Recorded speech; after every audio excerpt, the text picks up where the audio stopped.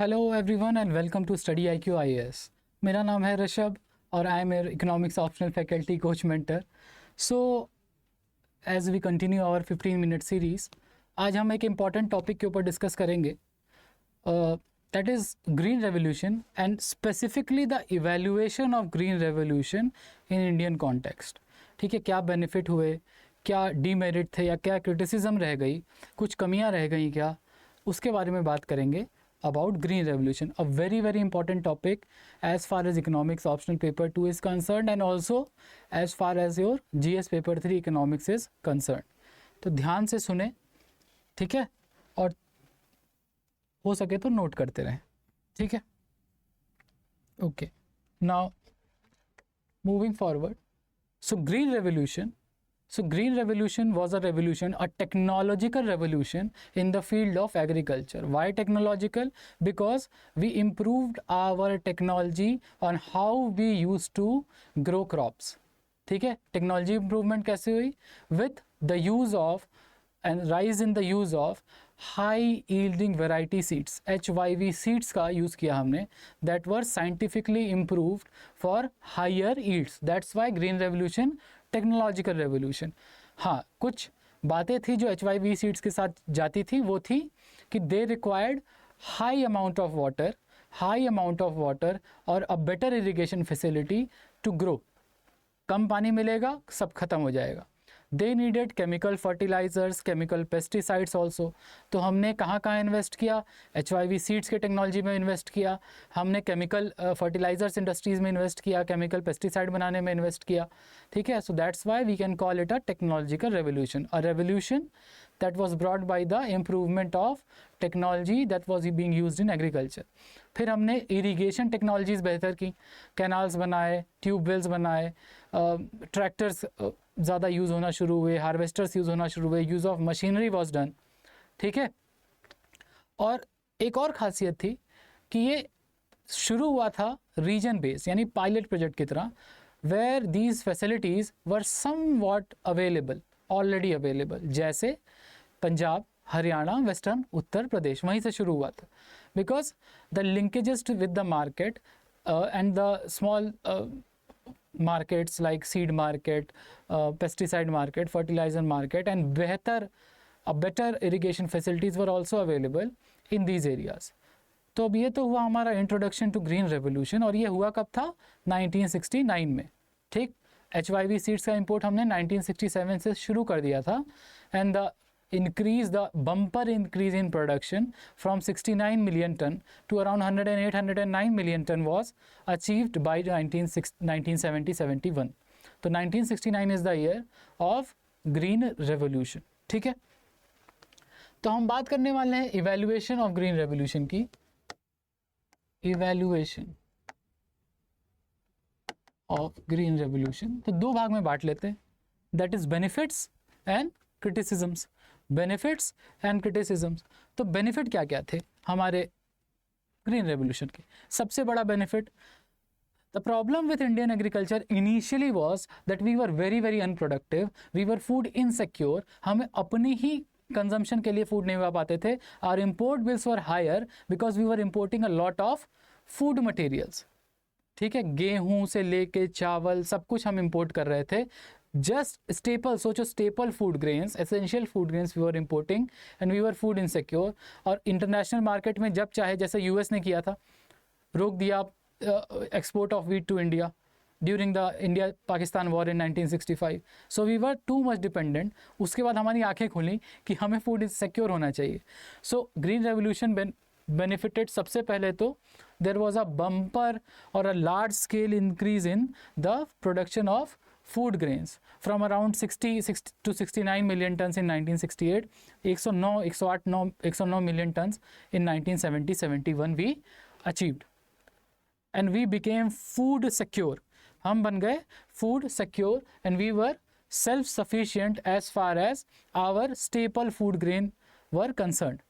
अब कोई भूखा नहीं सोएगा। इसका दूसरा फायदा क्या हुआ, the increase in food grain का, that the government during 1970s to 1980s 84 तक was more inclined towards social welfare measures. तो आप PDS देखते हैं इस टाइम, गरीबी हटाओ का नारा देखते हैं, तो उस सबको फंड करने के लिए भी, लोगों तक खाना पहुंचाने के लिए भी, पॉवर्टी एलिवेशन प्रोग्राम्स को फंड करने के लिए या खाना पहुंचाने के लिए लोगों तक, the increase in these food grains also helped for the policies of welfare. ठीक है. दूसरा पॉइंट है, there was a increase in production of commercial crop. Commercial crop के प्रोडक्शन जैसे sugar cane, cotton, tea, coffee, oil seeds. ठीक है. During 1980s 10 साल के अंदर में ऑयल सीड्स का production, although the area in which oil seeds were sown reduced from 33% to 12%, still the total output और the productivity increased of oil seeds. तो आप देख सकते हैं कि कमर्शियल क्रॉप्स, इसकी वजह से क्या हुआ, there was a trend of crop diversification in some areas also, so that the income of the farmers were more stable. ठीक है, क्योंकि क्रॉप डिपेंडेंट नहीं था. तीसरा है कि इंक्रीज इन एग्रीकल्चरल एम्प्लॉयमेंट. हम जानते हैं कि इनिशियली इंडिया में 75% तक employment was done in the agriculture sector. आज भी 61% के आसपास लोग एग्रीकल्चर सेक्टर में एम्प्लॉयड हैं. So when a large number of people is employed in a single sector, तो वहाँ पे एक केस बनता है डिस्गाइज्ड अनएम्प्लॉयमेंट का. मतलब too many people are doing work that too few people can do. मतलब लोग ऐसी जगह काम कर रहे हैं जहाँ उनकी ज़रूरत नहीं है, just for some money. So this is a case of disguised unemployment. इसका ये मतलब है कि we are not using our labor efficiently. ठीक है, मार्जिनल प्रोडक्टिविटी ऑफ लेबर लो है. तो इस केस में क्या हुआ, since production increased, the production of agriculture increased, so the demand for labour also increased. क्योंकि जिनके पास ज़मीन थी उनको लेबर चाहिए था, so that they can increase their production further and further and further and improve their profits and standard of living. So that's why the demand of labor increased. Since demand of labor increased, the incomes of labor also increased. So overall agriculture income या agriculture employment का जो scenario था वो भी improve हुआ. Fourth point is the demand for industrial goods. अब हम जब देख रहे हैं कि employment बढ़ रहा है, income बढ़ रही है, तो industrial goods यानी commercial goods like consumer goods, fridge, TV, AC हम देखे हैं अपने प्रीवियस डिस्कशन में, ट्रैक्टर्स, ट्यूब वेल्स और मशीन्स, ये जो इंडस्ट्रियल गुड्स हैं, इन सब की डिमांड भी बढ़ी. बिकॉज पहली चीज़ तो tractors, harvesters, machines, tube wells, इसका डिमांड क्यों बढ़ा, क्योंकि एग्रीकल्चर में यूज़ करना था. और कंज्यूमर ड्यूरेबल्स का डिमांड क्यों बढ़ा, जैसे fridge, TV, AC, shoes, furniture. Why, because people were having more income, there was pent up demand. लोगों के पास पैसा आया तो लोगों ने डिमांडिंग शुरू की, so that their standard of living can also improve with some बेहतर furniture, a car, sorry not car, a scooter और अ टीवी और अ रेडियो और अ साइकिल.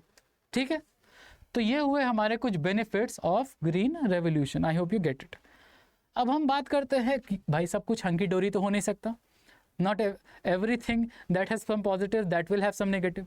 तो इसका जो नेगेटिव है या क्रिटिसिजम्स हैं वो क्या हैं, उसके बारे में बात करते हैं. ठीक है. सो still in this day today also only 46 to 47% of our overall agricultural land is under irrigation. We are still very much dependent upon monsoons, very much. Indian agriculture को अगर एक तरह से गैम्बल ऑन मानसून कहा जाए तो वो गलत नहीं है.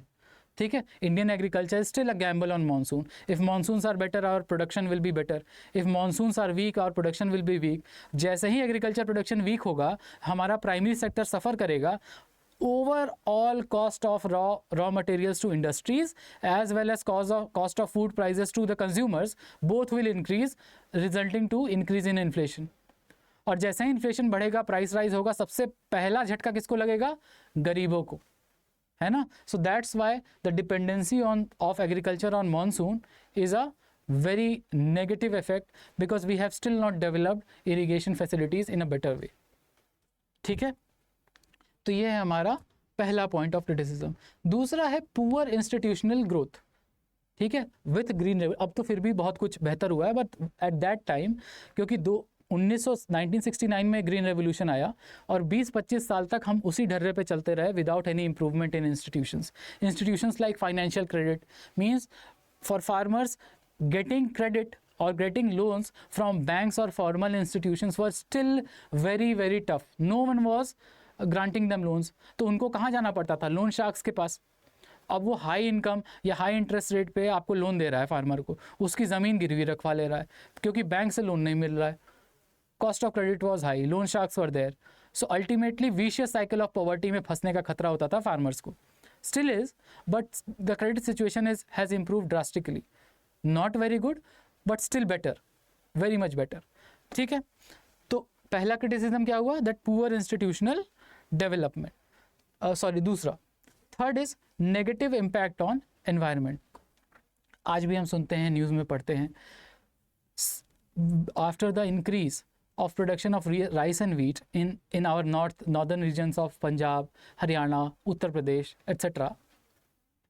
Since HYV seeds are a very very water intensive crops, the water table around these areas in the agricultural region यानी village area में has fallen drastically. Point number 2, HYV seeds also need a lot of chemical fertilizers and pesticides, and the farmers being untrained and unskilled, they use even more than required. अब more than required अगर use करेंगे, that makes their soil saline or alkaline, और उसकी वजह से क्या होता है? overall productivity of soil suffers. है कि नहीं? ठीक है. So there is a negative impact on the environment due to use of HYV seeds because of untrained and unskilled farming methods. ठीक है. इसीलिए आज सरकार चाहती है that in the regions, especially in the regions of initial green revolution, the farmers starts to diversify their crops और ज़्यादातर rain fed crops like millets, because they are all millets अगर grow करेंगे, they are also giving better returns than rice, but the farmers are adamant. Why? Because farmers are getting MSP, because if you are getting fixed income in the form of MSP for rice and wheat, why very less farmers will try to take risk and go towards some commercial crop or millets etc. कि अगर आपको fixed income मिल रही है, जैसे मान लो कि आप job कर रहे हैं, आपको तनख्वाह मिल रही है, इनकम मिल रही है, फिक्स्ड है वो, तो बहुत कम लोग होंगे जो रिस्क लेंगे अपनी जॉब को छोड़ने का एंड कोई पैशन परस्यू करने का या अपना स्टार्टअप यूज डालने का. ठीक है. Risk taking reduces due to stabilization of income. ठीक है. So that's why negative impact on environment, because the cropping patterns are not changing. ठीक है. Cropping patterns are not changing. और अगर देखा जाए तो other than rice and wheat 2013-14 का डेटा देखा जाए और 1967 का डेटा देखा जाए तो rice at that time was being sown in 39% of area. आज 90% of the production is of growth is of rice at the expense of what? Oil seeds. हम इंपोर्ट करते हैं ऑयल सीड्स. सोयाबीन ऑयल चाहिए तो import soybean कर रहे हैं, palm oil के लिए पाम ऑयल इंपोर्ट कर रहे हैं. वाई? बिकॉज हमारे रीजन में या हमारे देश में we are not diversifying our crops. है कि नहीं? ठीक है. उसके बाद एक और हम लोग देख लेते हैं that a capitalist class of farmers emerged. Means the farmers who were already well off, they benefited more due to green revolution. मतलब समझ लो 180-200% तक their income increased. ठीक है. because they had larger areas, they had better cash flow. ठीक है. तो वो use किया उन्होंने. उसके बाद उस कैश फ्लो या कैश को अपने प्राइवेटली इन्वेस्ट किया to improve their agriculture productivity by improved technology like tractors, machines etcetera, better irrigation facilities, अपना ट्यूबवेल्स लगाया, ये सब किया और अपनी प्रोडक्टिविटी बढ़ाई जिससे इनकम बढ़ी. But even after this green revolution जो शेयर क्रॉपर्स थे या टेनेंट फार्मर्स थे या ऐसे फार्मर जिनका फील्ड छोटा था, ठीक है, farm fields were smaller, they didn't benefited that much. उनकी जो इनकम इंक्रीज हुई that was equal before green revolution and after green revolution. Like share croppers का तो 46 से 50% के आसपास ही इनकम ईयर ऑन ईयर बढ़ता हुआ देखा गया था. So these are some criticisms and a proper evaluation of benefits and criticisms of green revolution that I wanted to talk to you about. I hope you have liked the lecture and I hope you got something as a material to write, ठीक है, and also to understand these things in larger context. ये series हमारी चलती रहेगी, मिलते हैं फिर with some other topic in the next class. Thank you everyone, bye bye, have a good day.